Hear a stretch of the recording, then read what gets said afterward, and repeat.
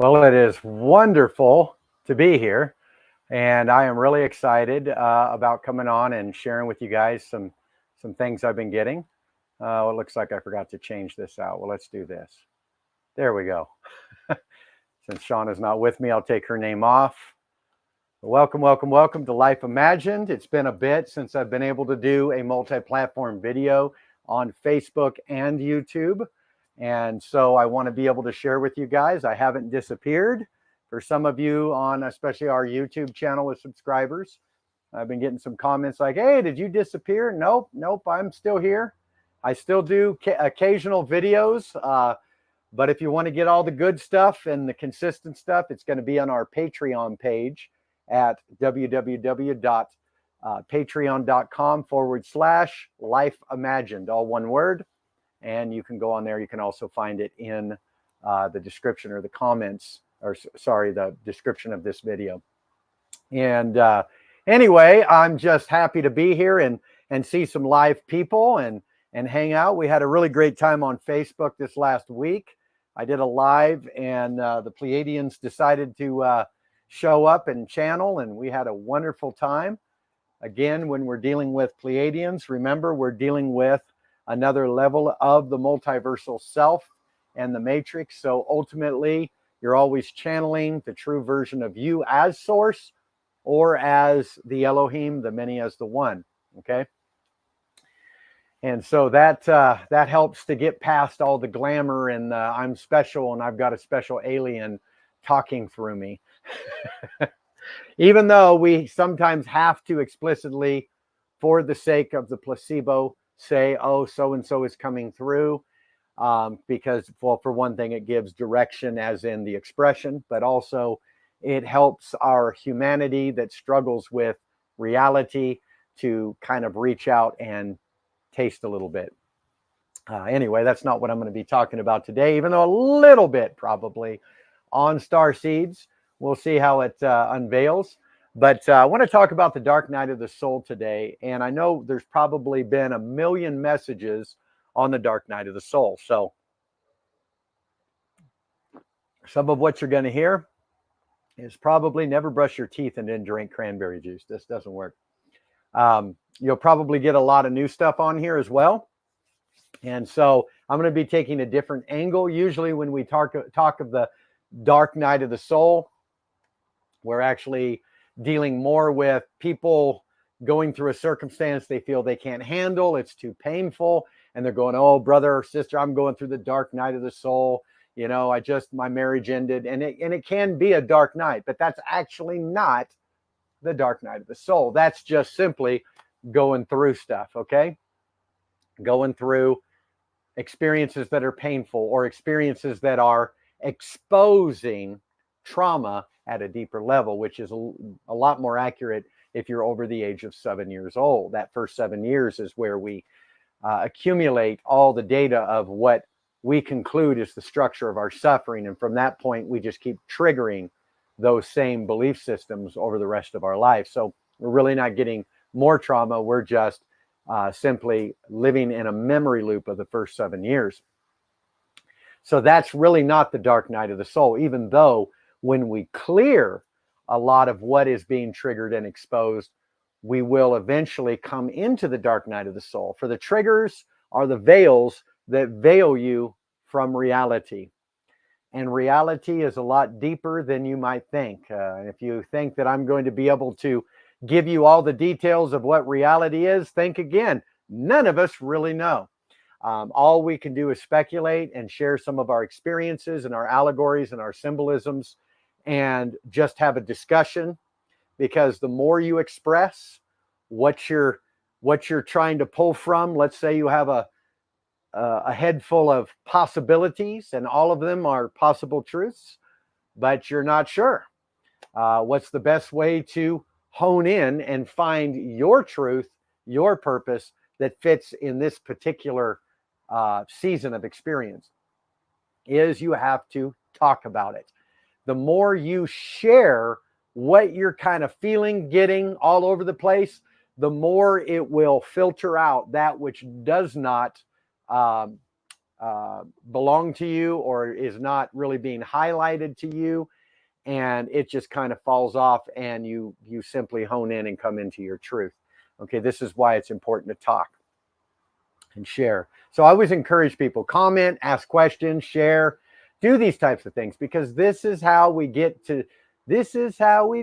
it. No, this is how we get to know each other. This is how we get to know ourselves as each other. Okay, this is something that's really beautiful. We were never meant to debate with somebody had a better truth than ours.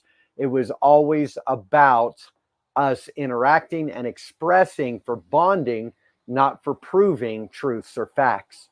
Truth is a subjective experience, and this is the big part of the dark night of the soul. For in the early stages of the dark night of the soul, it is the ripping away of your conclusion of reality. And this is what is happening for millions of people right now, and a lot of people that are coming out of different religions, specifically Christianity. Okay, I know some are coming out of New Age and going into Christianity, but they'll eventually come out of Christianity, not to return to New Age, but to return to the non-religious version of the metaphysical.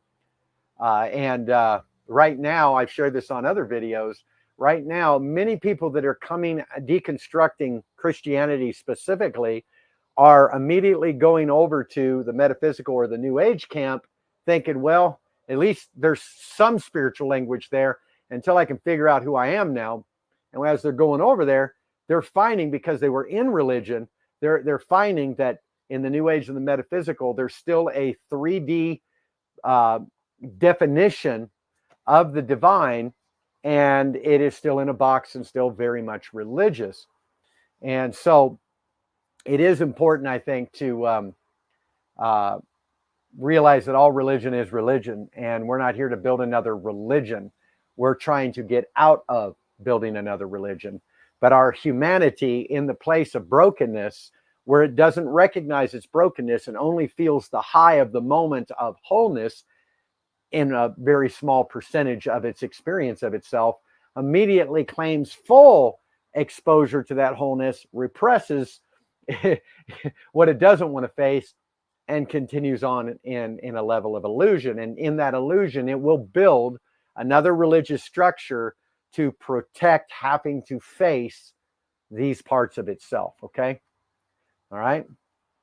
That's right. Hey, it's good to see you, Leah. It's good to see you.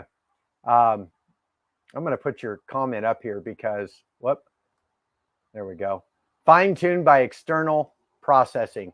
I totally believe that, because really, your external processing is your internal dialogue. One of the ways in which is going to make it easy as you're going through the dark night of the soul is to realize everything you're experiencing is actually an illusion. Now, your experience is real, but the platform that is being used for you to have an experience isn't real. You actually, as a human being, only exist in more of a simulation dream state of yourself in a more fuller dimension of the divine. Okay. Again, you can't really define the divine except for it's beyond where we're at, way out there, everywhere, hopefully. I'm not going to claim that the divine is all knowing. I think its potential is. I can't do the claiming, because in the dark night of the soul, where you resist going through the dark night of the soul, you will build an image of God that protects the ego. You'll build a God that is all powerful, all knowing, everywhere at once. You'll build one that isn't mischievous, doesn't live through duality. And that would be the wrong type of divinity that we're experiencing, since we are the divine experiencing ourselves in duality as mankind. So when you enter that dark night, it seems like everything is being ripped away from you. Everything you've ever known, what you've believed, the way you've believed it, the friendships in your life. And I want to tell you that the dark night of the soul is the forerunner of you finishing up contracts in your life, okay? Completing contracts. All right. You're absolutely right, um, Leah. You found a lot of mystical practices seem very limited and earthly minded and tend to expect a sense of conformity to our ideals. I honor each where they are at, but I just can't go back into that. I totally agree with you. That's why we need a whole new paradigm, because here's the thing. The dark night of the soul shifts your paradigm. Without a changed paradigm, you can change your mind about things, but everything you're going to change your mind about is going to be the same thing, dressed differently in a different language, put back in to fit in that same paradigm. So if you're a Christian that believes in angels and demons, and you get free from Christianity, you're going to probably find yourself being drawn to another religion that believes in higher and lower frequencies, as the angels and demons. Okay. And so we're just swapping, or good and bad aliens.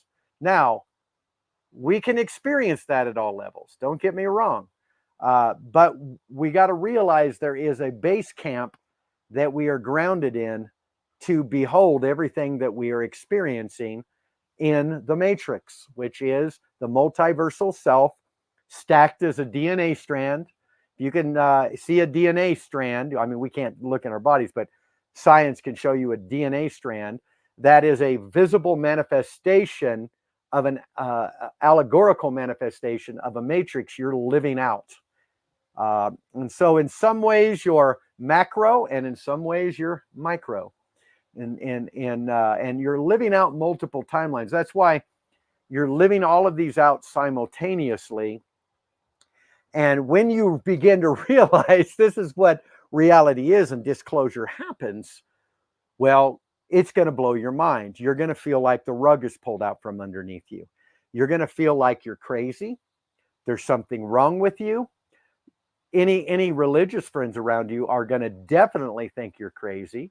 They're going to tell you, you need to get right with God. You need to go get an exorcism. You need to get deliverance.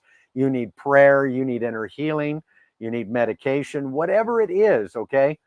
Shut out the voices around you in the dark night of the soul. Do not look for advice in the dark night of the soul. Okay. All right. We need to get beyond trying to fix what we're experiencing. Don't try to fix it. Don't try to avoid it. In my deconstruction, I had to pull away and be quiet for a little bit, because, there was a time in the tail end I came on and started posting, and boy, did I get some resistance. People were like, what is he? Is he gone off his rocker? Because I was trying to work out what I had just experienced, what was going on in my life. I mean, we went from, and we're right now, we're not in a personalized individual dark night of the soul. We are in a collective dark night of the soul. This is everyone, not just you and your buddies out there having fun and everything's working for them, but something's wrong with you. Those days are over. We are now in a collective. Everyone, their reality is being melted away. What they thought was reality is being melted away. Okay. And so we definitely want to take baby steps in these directions when things are melting away. Don't try to run out and find something to fill the gap of where a big chunk of what you thought was true was ripped out. The first desire is to, run out and go find another thing to believe in, because that's what we did with religion. Our trauma, we didn't know who we were. We didn't want to feel the pain. We ran out and got connected with religion. Now, obviously, a lot of this was scripted in. But when you start to deconstruct, and deconstruction is a dark night of the soul, or we could call it deprogramming, and you begin to wake up, what that means is it is now time that you in your perception of being the divine, beholding yourself as mankind, that aspect of the karmic cycle is coming to an end. You only wake up when you're done with your karmic cycle. When I say karmic cycle, I am not referring to the 3D version of karmic where you got to keep dying, coming back, and continuing until you finally, measure up. Okay, I don't like that version. The karmic to me is the collective as the divine writing a script, agreeing to certain contracts to experience all things for the sake of experiencing them and to gather all data, not to succeed or fail and return again. Okay, so it's not about success or failure. This is about you waking up to you being sent, to you knowing what is your participation with the collective to raise the frequency, to help Gaia, to help Mother Earth, to help strengthen, to help raise up and awaken without trying to save anybody, fix anybody. It is simply you in your authenticity, vibrating at a high level of love and gratitude that actually draws people into their awakening. This is a lot different than religion, where you got to convince them to get saved. You got to preach and use hell and all kinds of tactics and judgments to scare people into accepting some sort of fake phenomenon that you're trying to manifest with your magical tricks. Okay, this isn't about using words to manipulate people's minds. This is about vibration. This is about you embracing you, and not only embracing you, embracing everybody as you. Okay, when I say that, I don't mean that if they're being an ass, that means you're an ass. Okay. What I'm saying is that person could represent what you once thought you were, that is still moving in the matrix to show you what you've been freed from, or to show you what you're still repressing, that you're claiming you're freed from, but you don't want to face.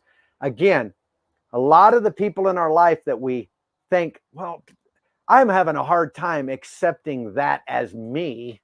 We're not saying to accept their actions as you. What we're saying is that is a revelation of you allegorically, and it is coming to you in a form to show you what needs to be aligned, not to define you.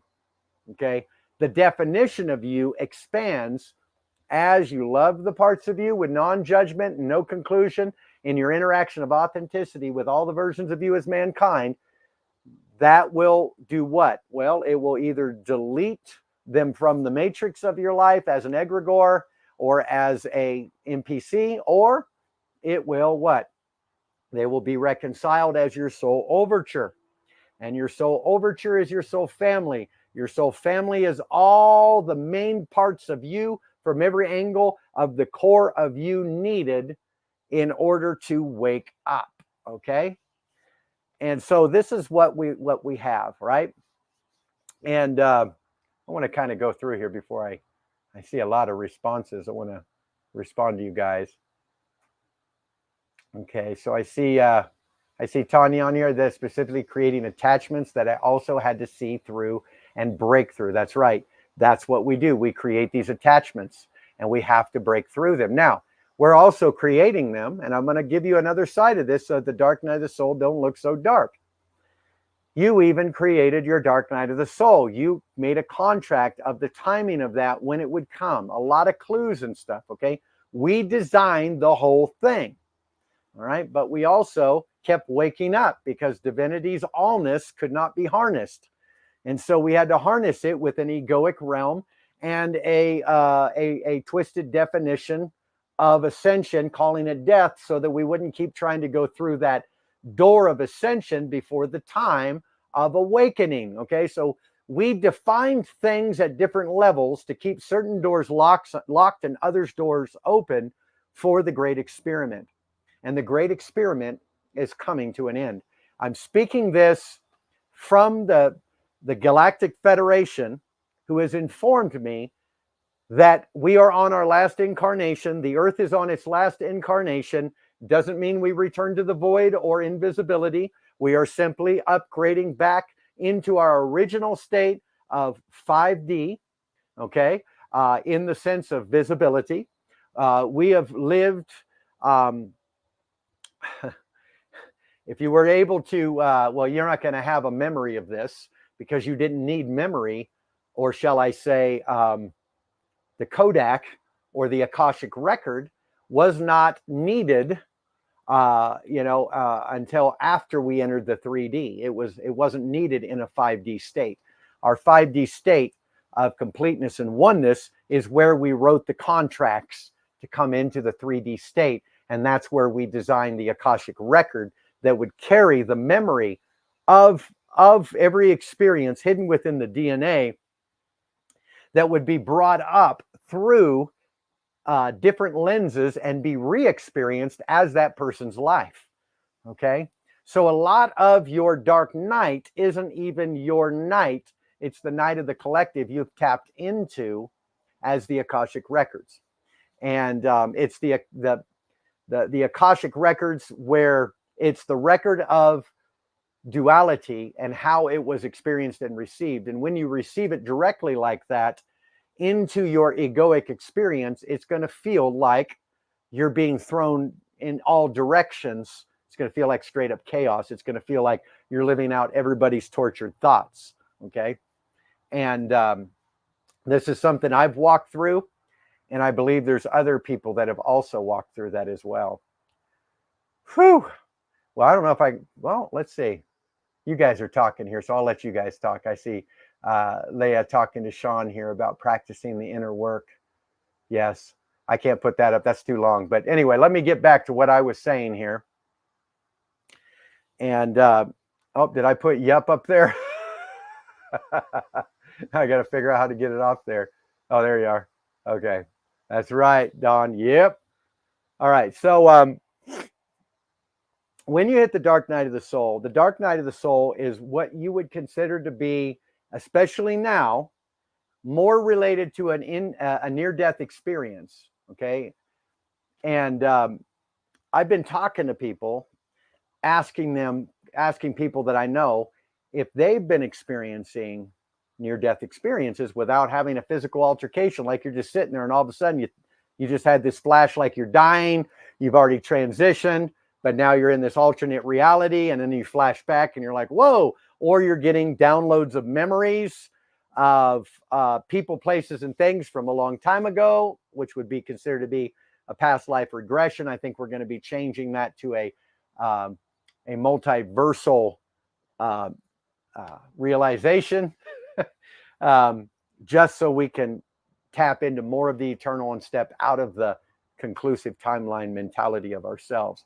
And so a lot of people are experiencing these near-death experiences where they're feeling like they're going somewhere. And it's very similar to a psychedelic experience.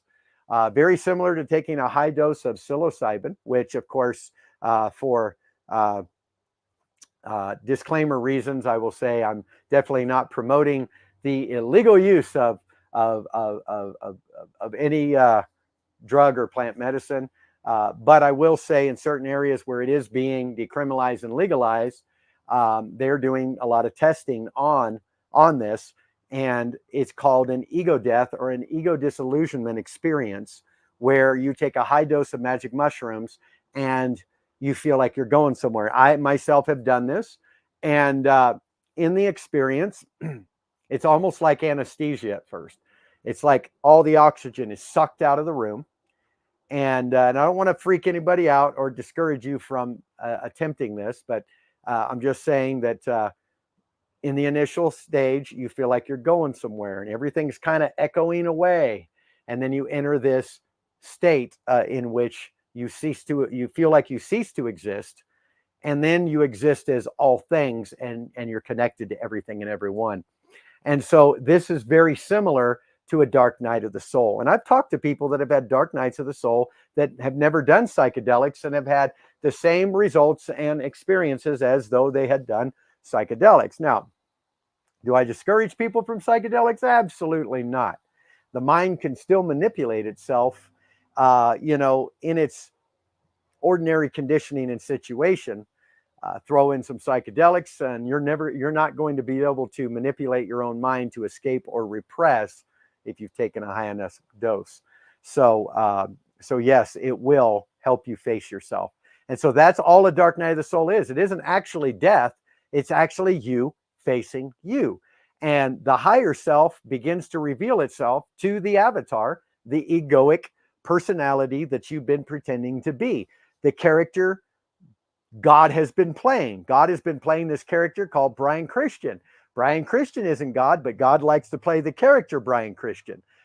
Brian Christian doesn't really have a clue what's going on. I'm in the dark most of the time, and I'm just sharing my truth that's probably only going to be here for a little while before it's time to graduate to another truth. Why? Because that's the absence of religion. Religion guarantees a box to put you in and to put the God concept in so that you can never go beyond the box. We are breaking out of the box. And in order to stay out of the box, the dark night of the soul demands you have no conclusion. For conclusion is solidifying your illusion. And we don't want a conclusion to solidify our illusion, right? We want to stay in a place of unceasing flow, of realization, and of experiences. Okay, we are here to experience everything for the sake of experiences. No strings attached, no pass or fail. Okay, no good experience, no bad experience, just an experience.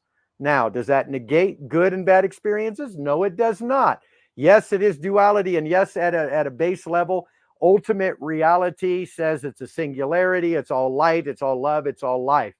But according to the rules of the game at each level, if you are to do that, you are in denial and not playing the game. Playing the game means you learn from your lessons in duality to reflect and choose love. There is a choice to not choose love, okay? From the ultimate place, looking at it, it doesn't affect who you are, but it does affect your ability to gather data. So to gather data, one must also example love and not call what isn't love, love, okay? So there is a place for that at each level of the game where integrity, honesty, authenticity, loving people, not being a jerk, not being narcissistic, otherwise we can just let everybody be narcissistic and say, it's all love, brother and sister, receive it. And there's people out there doing that, and that is cuckoo. It's cuckoo. Now, does it mean we got to judge it? No, it means we need to vibrate authenticity, gather all data. What are we doing? We're waking up now. And when you wake up, what do? Well, you begin to put away all the things that were for the experiment. You let go of duality. You come out of that duality. And that is what I believe is happening right now. All right. And Mindy, you know what I'm talking about. You just said that right there, that you've experienced this naturally and so powerfully. And it really is amazing, isn't it? Oh, I can't see that. There we go. Got you off there. That's right. I like that, Jen. Our choices for love is like choosing ourselves. And I prefer to be in denial than to be constantly in a state of judgment. Well, yeah, but you don't have to be in denial. What denial is a state of judgment. Okay. Because we're in denial of a current judgment that's hidden there that we don't want to face. That's why the dark night of the soul is so important. I just finished my whole new training on the new shift training. I had done shift is dealing with back in the day we would have called it inner healing or shadow work. And of course, we still do call it shadow work, but I don't call it inner healing anymore because we're not trying to fix something that's broken. We're trying to deprogram where we've been programmed, we were broken, and wholeness is our ultimate reality. And so I've restructured the entire shift training that was a Christian version. And I actually kept the Christian version, guys. It's on there for anybody that wants to get it for their Christian friends, because it is a bridge builder to begin the process of deconstructing religion. I left that one up there.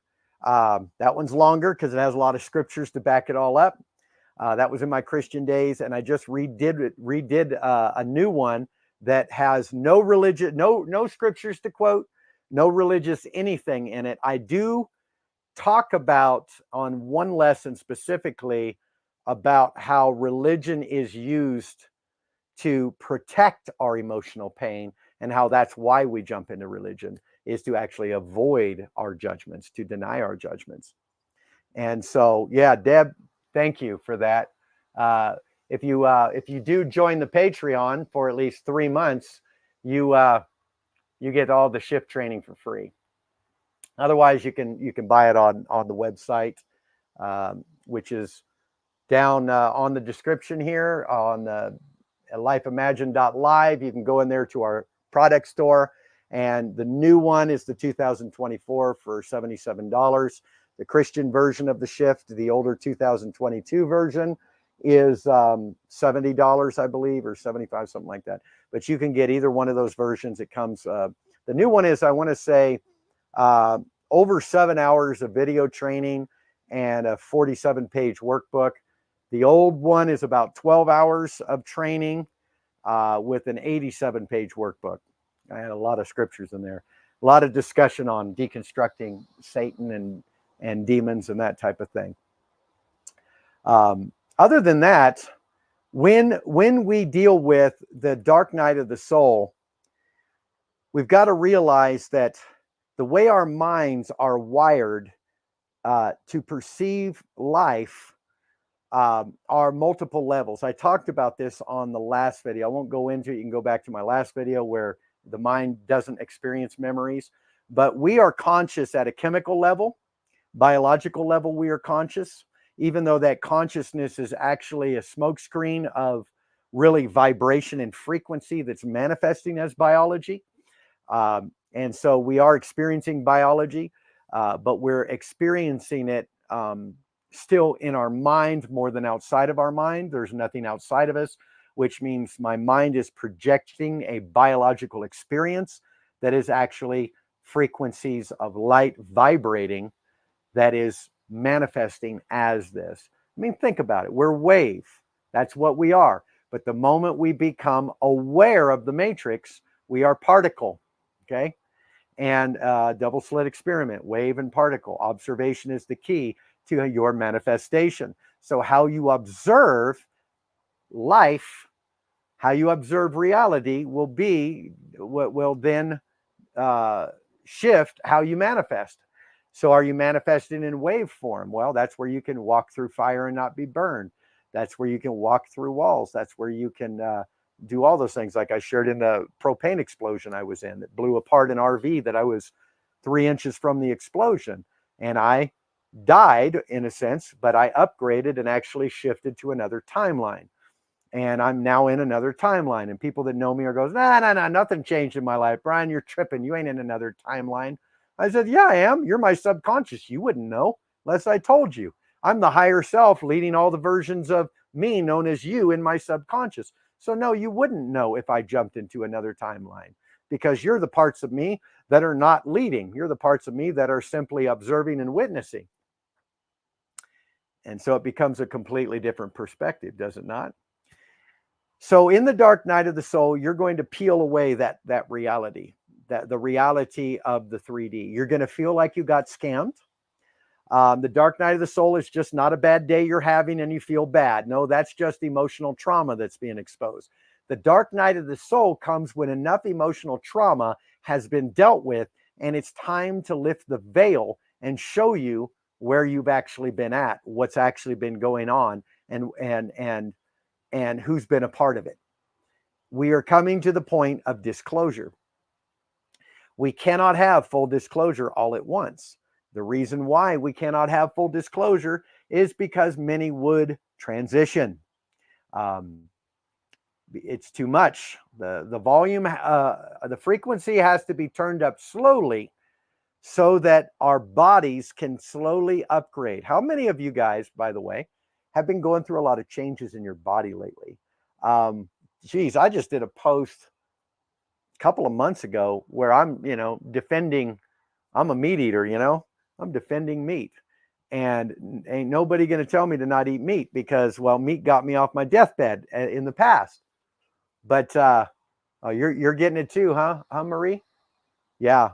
Um, I'm experiencing it myself.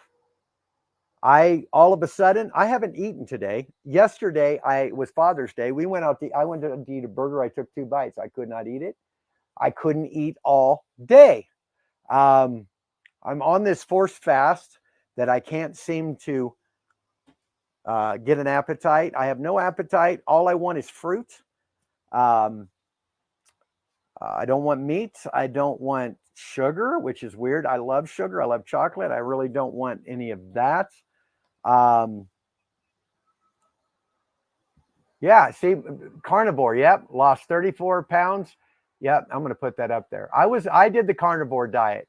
Okay, again, I'm not against it, but what I'm hearing is when our DNA is being upgraded, because here's the thing: you have consciousness chemically, you have consciousness mentally, you have consciousness emotionally. Okay, you have consciousness eternally. You have consciousness. You're a multi-layered conscious being. At least that's what you have absorbed. I think what we are as consciousness came into the matrix and began to animate our biological imagination that gave it a level of consciousness and a mind of its own. So we've been, in a sense, distributing minds in the layers of our life. And in that, we have different lenses that we are viewing life through. Most people have not actually viewed their life through their mind. They viewed it through their body. And through the body's chemical experience of itself has framed our 3D world. And so, love you, Marie. We'll see you. And so I want you to think about that. Think about the chemical reactions in your life where you have good hormones, or good feeling hormones and bad feeling hormones, and how we have built our whole life around the chemical reaction of the body's experience of itself, draining the brain of hormones to get high, to protect itself, to feel whole, to feel complete through those chemical reactions. So we have the chemical side, all right? And that's what we've been viewing our life through. So if you've had a dark night of the soul and you realize, wow, all my food has been poisoned, all the water has been poisoned, what are they trying to do? And you come into this conspiracy theory of something's wrong here with the food I'm eating is affecting how I'm perceiving reality. That is the beginning. That's a dark night of the soul wake up in one aspect. You're realizing where, in a sense, you were duped and scammed, and now you're coming out of it. But that's not the end of it, because eventually you have to come full circle from being scammed. Because as long as you're scammed, you're never going to be able to come into that place of realizing the purpose of why you walk through it from base reality. So base reality would say, well, you planned to be scammed, not that you could be because you're divine and not actually here. You're just wearing these goggles and experiencing the virtual reality. And it's not that you were really scammed. You were there to experience all things for the sake of experiencing them. Now we can let go of the scam, and in our ability to educate other people, can feel like we are helping the collective shift out of certain aspects that the experiment is now finished. We can now leave it. Feels like a scam. Oh, wait, there was a purpose. It was written. Now I've come into a place of wholeness in there. Now I can let go and I can move on. And there is now room for me to receive new information that is more of a experiential reality rather than an intellectual longing and pursuit, if that makes sense. That's right. Scammed perception. There we go. Seems to keep us in a victimhood and powerlessness. Whew. So, so powerful. Thus, the reason we create egregores in religion like Jesus. Jesus is a great egregore example. Again, Jesus, I believe there was a real person, Jesus, just as real as you, which isn't real in the ultimate sense. All right. And so everything is an egregore in one sense or another that we've created. But the religious egregores that we've created, the gods that we've created, is where we've created this egregore Jesus. And if you get enough people together that believe it, you'll manifest miracles. But they're not really miracles, they're actually reality in which you're finding part of your being, realizing that wholeness, and it's catching up with itself in the form of a miracle. Okay, so there really isn't miracles. You don't need a miracle because there's nothing broken. That's the illusion we've accepted, is our egoic brokenness. Okay, so none of that is actually happening. I know I'm kind of out there. I've had some people reach out to me recently and say, Brian, I'm looking for a place to go that is non-religious. I don't want to go back into something where I've got to rebuild all of that again. And I said, look, I don't know where to go.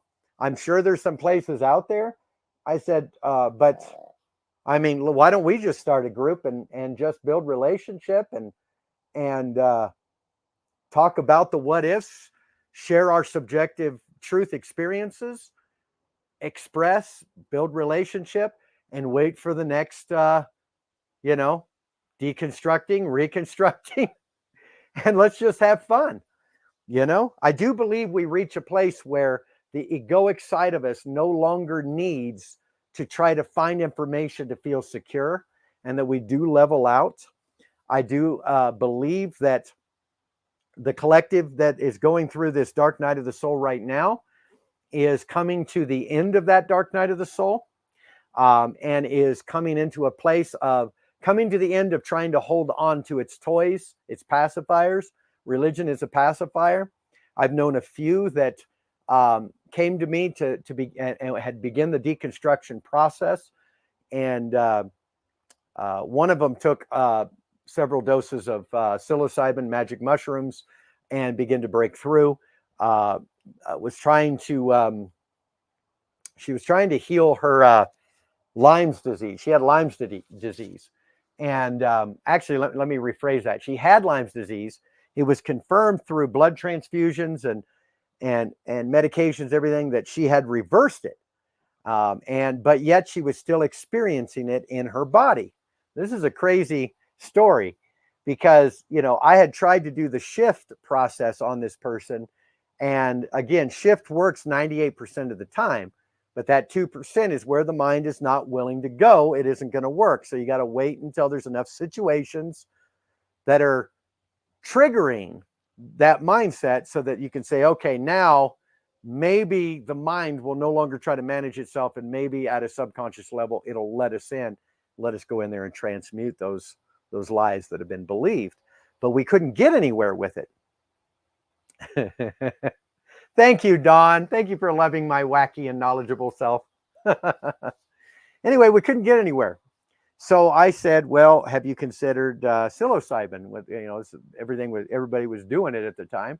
And so she said, yeah, I think I'm going to do it. So she did some sessions, and she was doing really wonderful. And then I guess the last session she did, we told her, call us when you're done with your session and let us know how it, let us know how it went. And she didn't call. All of a sudden, she's not on my Facebook.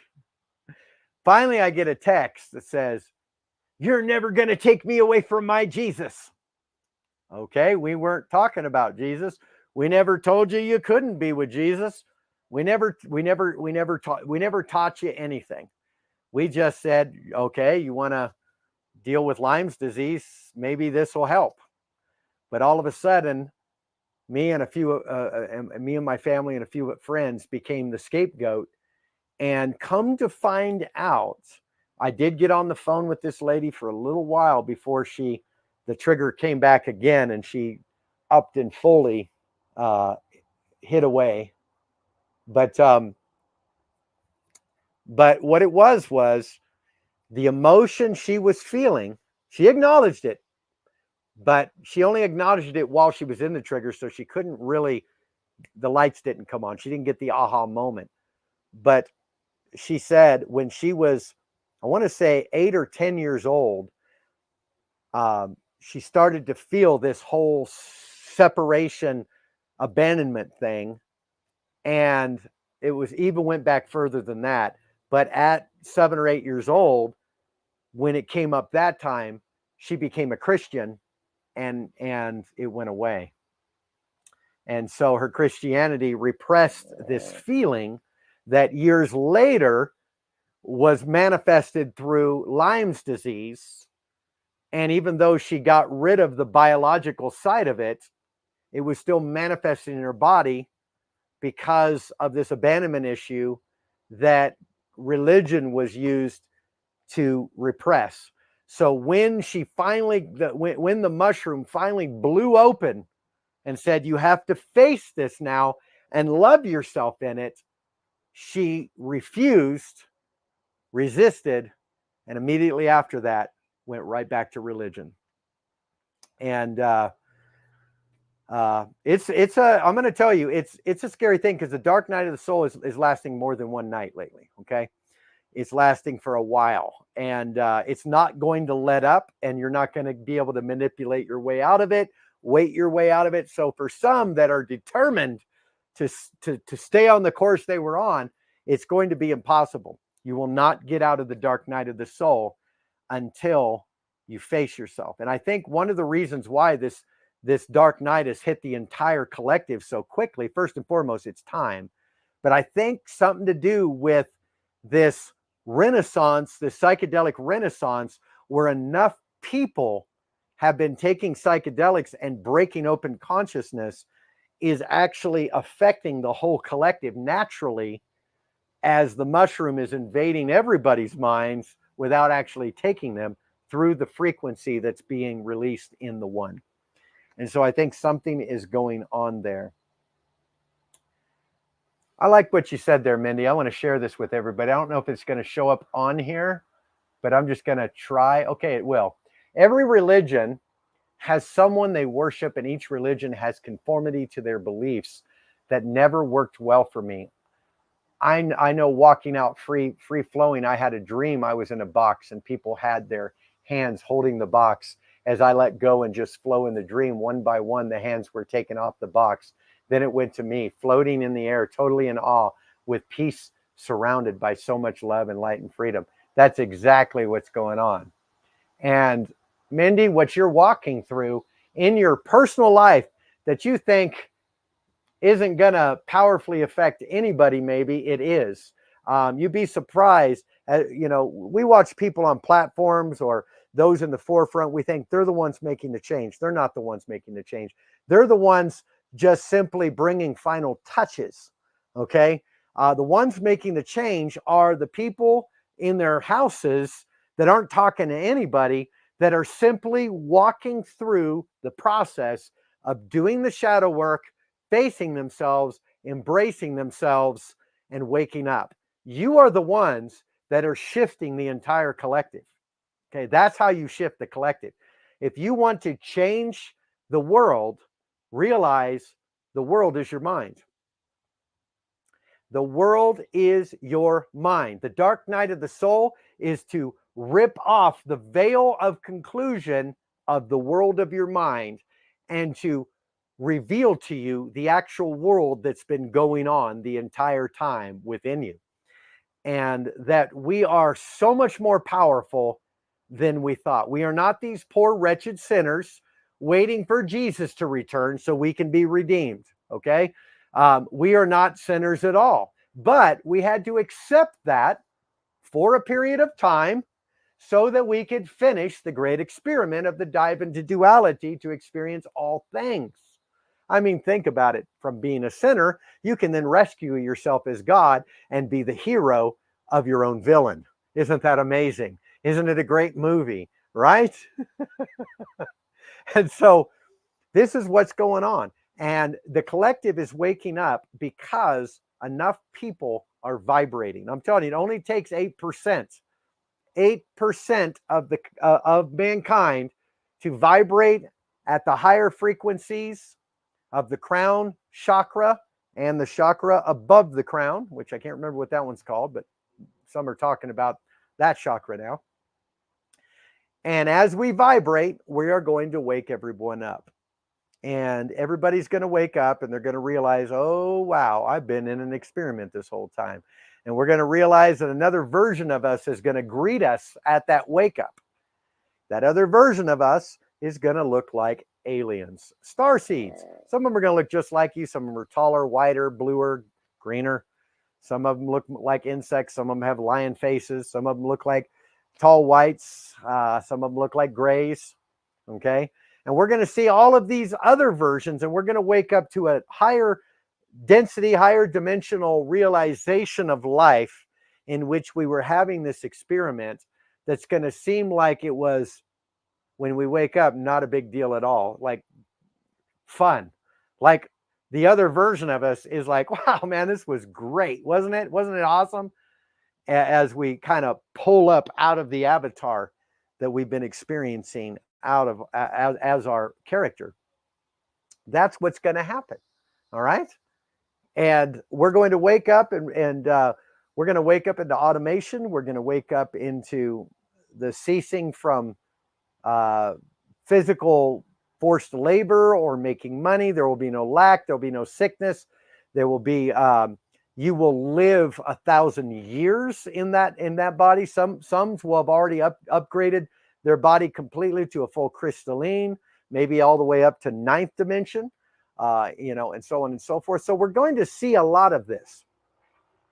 But right now, there's a lot of shifting in the DNA because there's been enough shadow work. Can I say that first comes the dark night of the soul that begins to bring disclosure after we have dealt with certain levels of shadows, that then brings us into the body beginning to catch up with the realization of the mind, in which the body begins to upgrade. In other words, it's returning to a frequency-based, light-based experience rather than a meat sack that's constantly needs to be fixed and fed and maintained and all of that.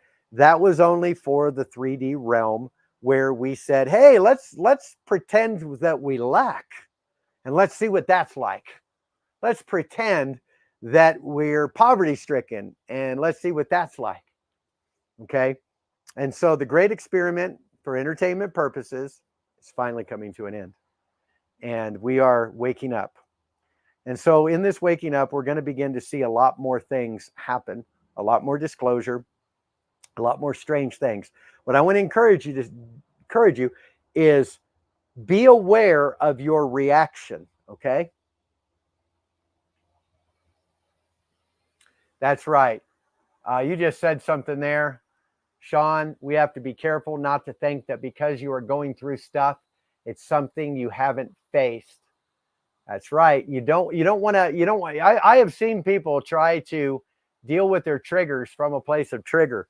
Now, what that's going to do, well, you're not going to get anywhere, but eventually you'll get so triggered that trigger will finally just fully surface and you'll have to face it and deal with it. Sometimes we have to sabotage ourselves until that repressed trigger comes up. And then other times we're trying to make up a trigger that isn't there because our mind doesn't realize we're free, because we've never experienced that freedom in this dimensional experience. And so it seems foreign to us. So yes, that is definitely true. Not everything everybody does to you is a proof that you're screwed up if everybody is you. Realizing that you have your higher self viewing all mankind as you, okay? And each person that you're viewing has the lens you're viewing it through, and the actuality of them in what they really are as you. So realizing that we have to adjust our lenses many a times, because our lenses we can be triggered by somebody, immediately judge that that person isn't what we're looking for, but that person could be exactly how we are reacting and thinking about ourselves at a subconscious level. So it doesn't mean they are us. It just means that we have accepted ourselves to look like that. And it's now time to align with love, align with truth. So everybody being you isn't everybody being you. If somebody is coming and rejecting you and you're triggered, it is they as you are coming to tell you, hey, you believe you're rejected, so I am going to continually reject your rejection until you stop rejecting yourself. But it's going to feel like you're being rejected because you've accepted rejection. Make sense? So we're going to have mirrors all around us that are going to help us. They're going to show us what it is we need to know, what it is we need to see, so on and so forth. Okay. So we're working this out. You know, I saw a post by Daniel Oskopinski the other day, which I thought was a really good post. He talked about when are we going to stop just talking about everything, you know, and let's manifest it. Let's do it. Why are we still just talking? Why are we still just trying to get information? And, you know, everything's about, okay, we got to unlearn this and now learn this. And then, you know, okay, are we done yet? Can we stop talking about consciousness and actually experience it? And the answer is we're getting there. We can't stop talking about it because we want to. We have to stop talking about it because the ego has come into the place of rest, has realized it isn't running the show. It isn't actually the real person, but it's there to animate the real person, which is your higher self. Until then, the egoic lives off of information to feel secure. Because when it felt like it got wounded or scammed, emotionally or mentally or chemically, it believes that had it known this wouldn't have happened. So out of the lie of regret, the egoic always is seeking information to have all its ducks in a row to make sure it doesn't get duped again. So let it seek out its information, let it have its interaction until it realizes, wow, you know what? None of this information could actually protect me anyway. And that's when it becomes absorbed into the higher self and now becomes the animator of the matrix. Okay. So it really is a beautiful thing. Your ego is not bad. It's a beautiful part of the personality, the AI version of you that you created. And it is a harness for allness in the matrix. So if you were to look at power grids that allow you to have electricity in your house, let's look at that symbolically. Your house being you, the higher self, experiencing visibility, but it's using the power grid is turning the lights on or enabling the energy, enabling the power. That would be your ego. So your ego is the power grid behind your visible energy manifestation in this dimension. It is the bridge. It is the animator. It is the catalyst. Okay. It's the catalyst for the soul to reveal itself in this matrix. And so this is kind of how we are, experiencing reality, right? What did you say right there, Dawn? You said, I'm seeing these awesome shards of fiber optic glass coming together from all over. Yeah, I agree. I totally agree with you on that. You guys are wonderful. You guys are amazing. And yep, there you are, Steve. I had to put yours up there. Good to see you, bro. And the mushroom shall set you free from the mind and the egregore. It will.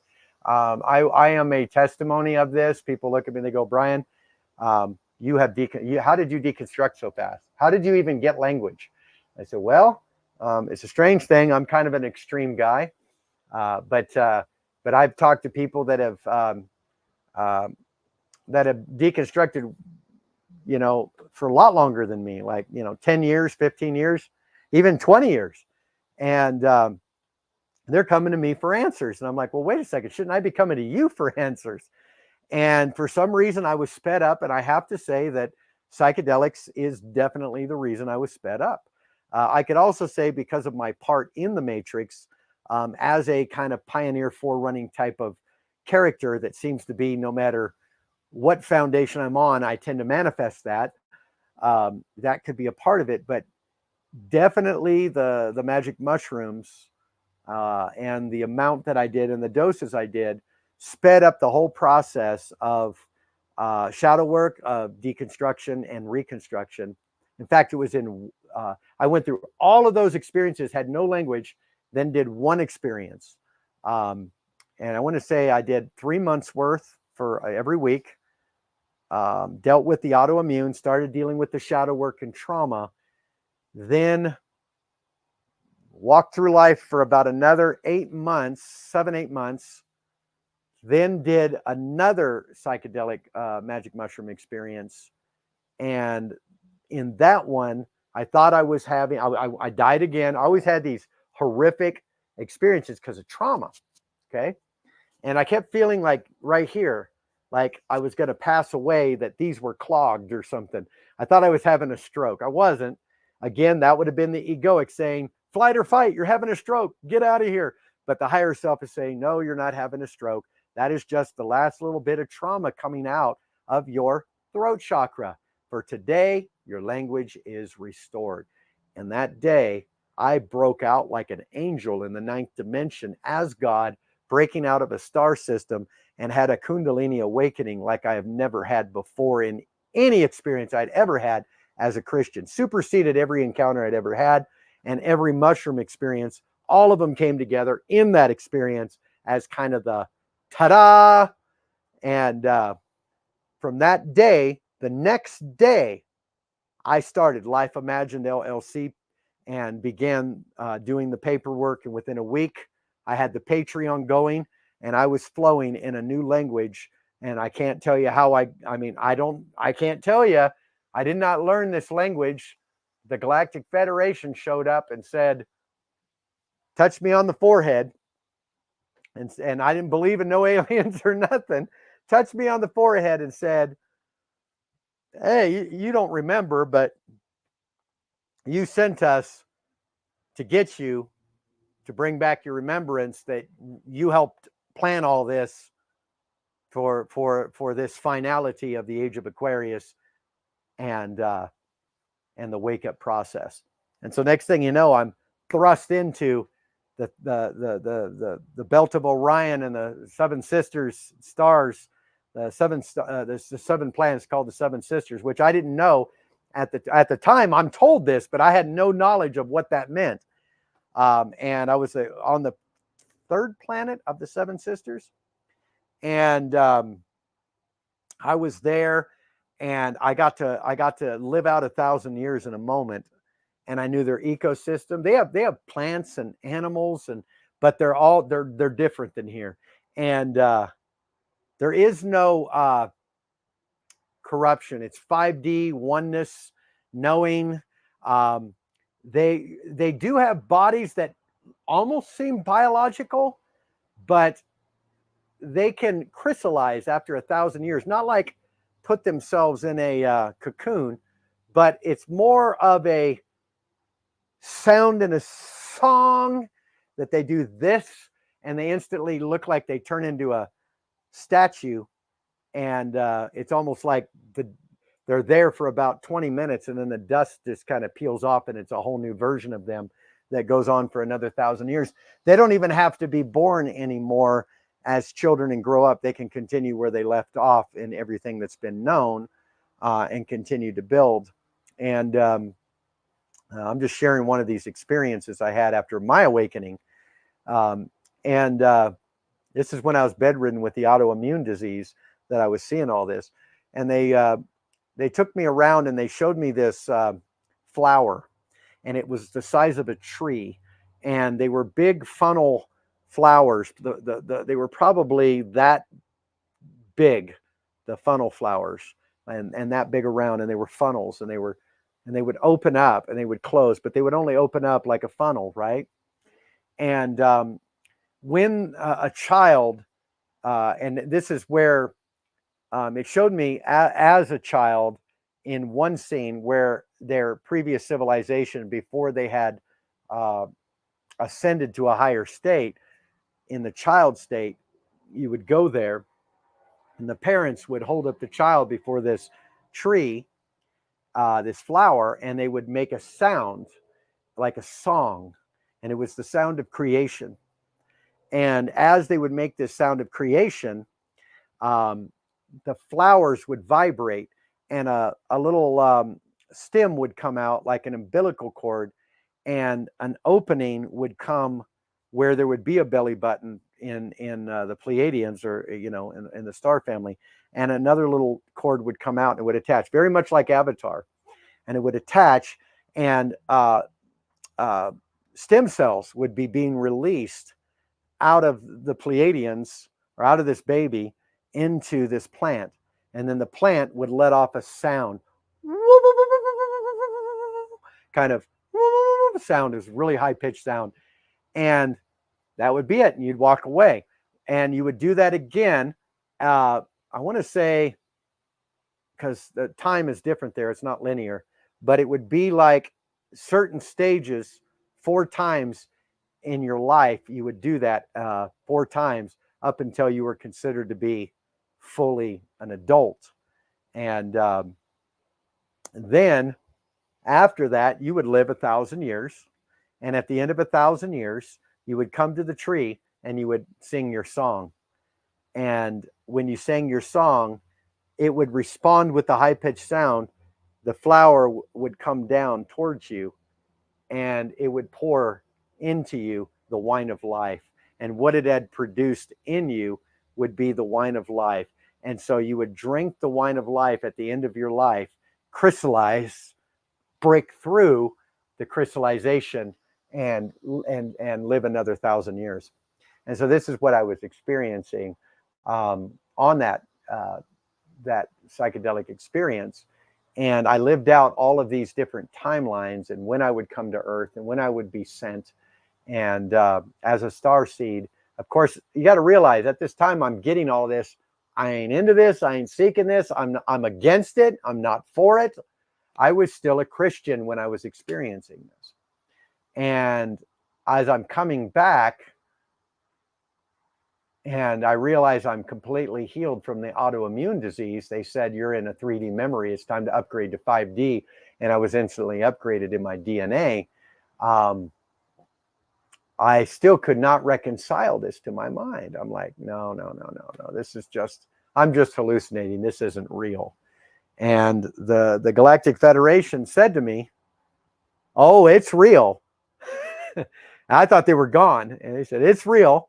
And we're going to give you a sign in 3 days in the skies that this is real. And 3 days later is when everything online began to take off on TikTok and all over the internet, with disclosure on the Area 51 and a lot of alien activity around the world that's been caught on camera.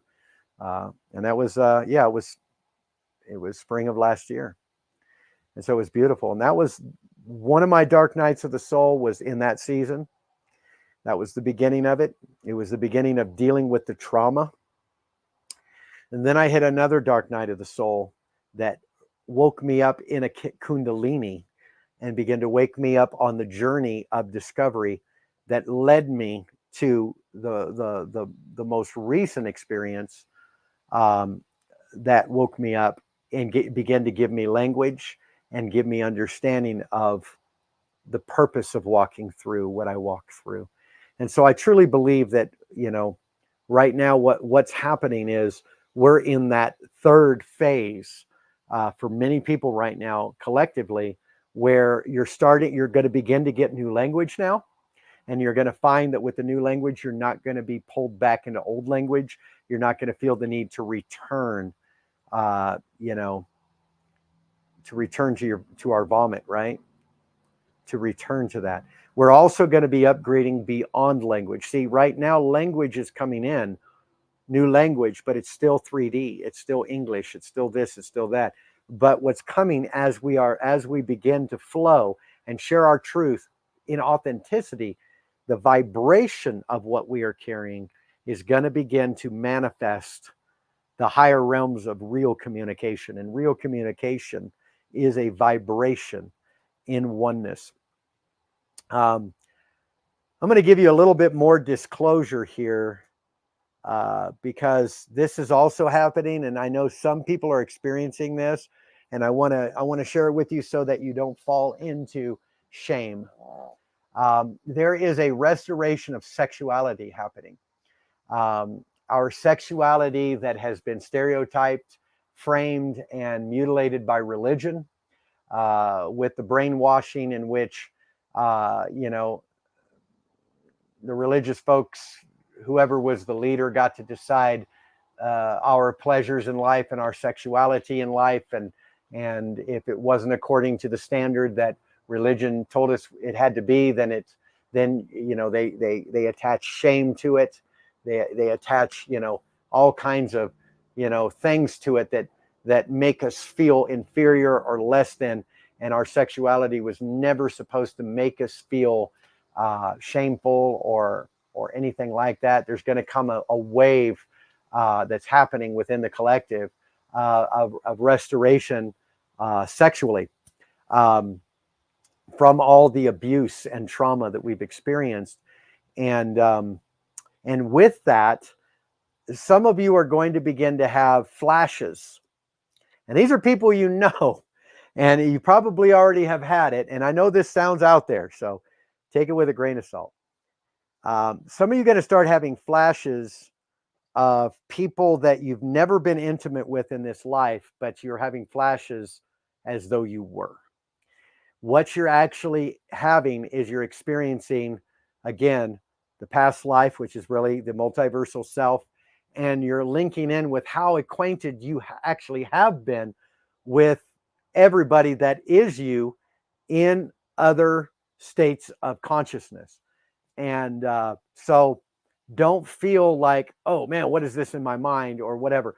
Realize past life regressions are surfacing at different levels and different emphases right now to begin to clear out all of the blockages in some of the lower chakras that are carrying sexual trauma and shame, that are now having to surface through disclosure, but also come into purpose. So when you're around a lot of people in oneness, and you're one and you're experiencing that, you're going to feel a romance, you're going to feel intimacy, you're going to feel sexuality. You don't need to act on the sexuality. You can simply now realize that, oh, these are karmic contracts being restored right, or being finished right now. I am coming into a place of my sexuality being centered and restored, but also I'm realizing the depths of intimacy I've had with everybody. So you know how we would be drawn sexually, somebody we're attracted to, the pursuit is drawn through the mystery of wanting to disclose what we've yet to know about the person. And so it draws us into even more of a desire for sexuality, because, we want to know them. And how much is it that if your spouse is dressing cute and seductive for you, that draws you in more than just seeing somebody naked, right? Because, oh man, you ruined it. We wanted to pursue this unveiling, right? Well, with what's going on right now with near-death experiences, with past life regressions becoming instant downloads on people without having to be hypnotized, without having to have bodily, harm in order to have a near-death experience, the veil has become so thin that we are now experiencing people that we were in a past life, that might have been a spouse, that might have been a soulmate. And in this life, it's just a friend. And you might be getting flashes going, wow. Well, those flashes are actually enabling you to no longer need to be driven sexually, because everything's been disclosed. So even the temptation of wanting to find out is also diminishing in that area. So what we're finding is we're coming to a fuller place of fulfillment, and our cravings are diminishing to where we're not being driven by chemical cravings in our body, being driven by the body anymore, as we are in this ascension process of waking up, but that our sexuality is kind of grounding now in a place to where it's not, we're not feeling driven or feeling unclean or feeling shameful. We're just acknowledging the depths of intimacy. We're just acknowledging that oneness. We're just acknowledging that. And of course, I'm not saying you're not going to have wonderful sexual experiences. Of course, you're going to have that. But the point is we're not driven anymore. We're not driven to complete ourselves through it or find wholeness through it.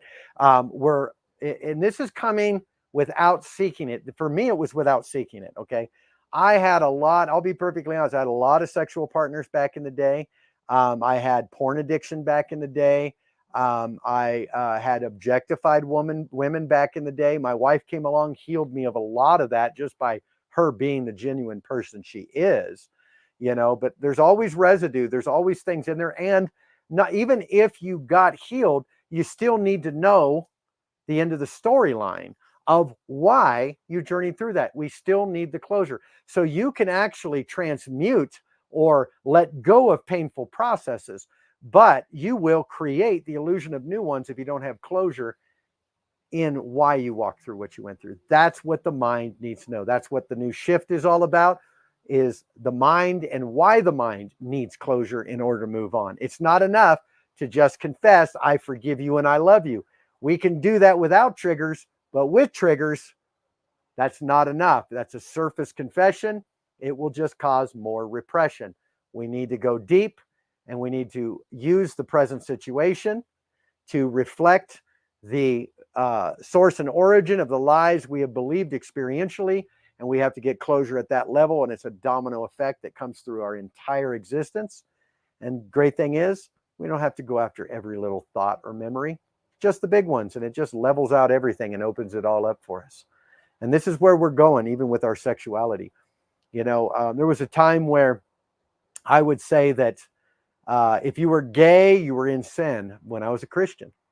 Now I have experienced higher dimensional states with my star family, the aliens. And there is more than two species, or there is more than male and female in that. It's not reserved for only male and female.